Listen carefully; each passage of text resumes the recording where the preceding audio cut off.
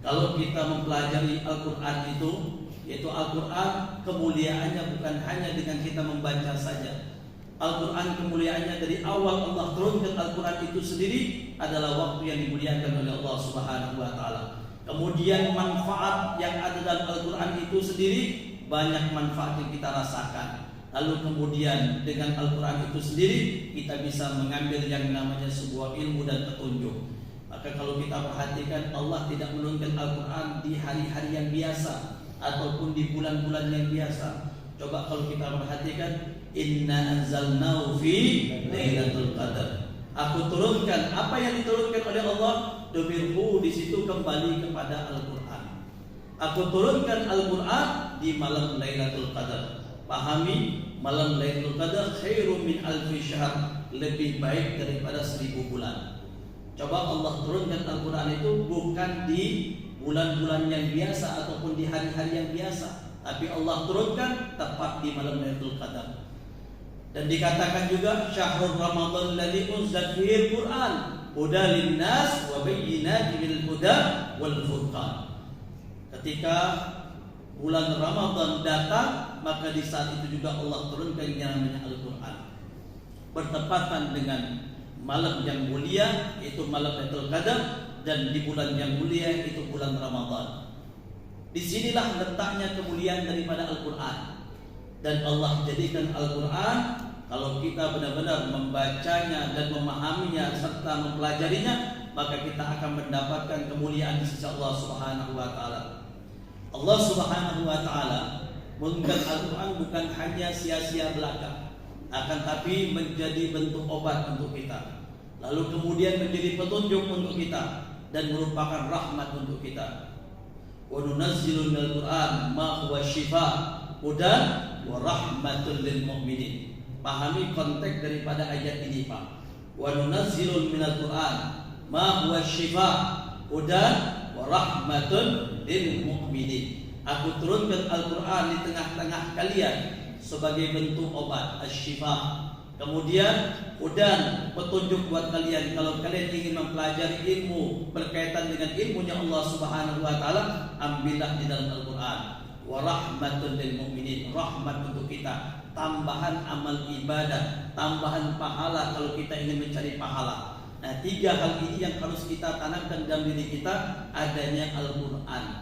Al-Quran di tengah-tengah kita, manfaatnya di antara 3 manfaat ini. Sebagai bentuk obat, baik obat secara zahir, begitu juga obat secara batin.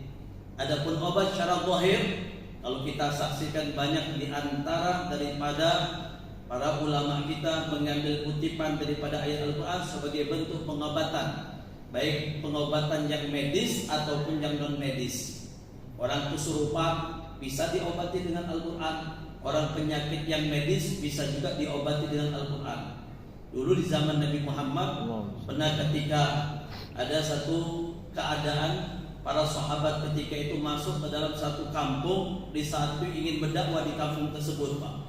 Kemudian mereka orang-orang kampung ketika itu tidak menyambut mereka dengan baik.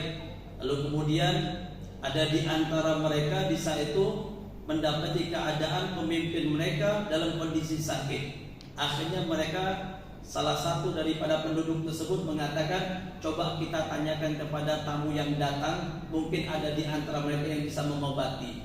Lalu kemudian didatangkan daripada satu utusan untuk menanyai daripada sahabat Nabi ketika itu, siapa di antara mereka yang mampu untuk mengobati, karena pemimpin mereka dalam kondisi sakit. Lalu kemudian salah satu sahabat Nabi mengangkat tangannya, saya mampu.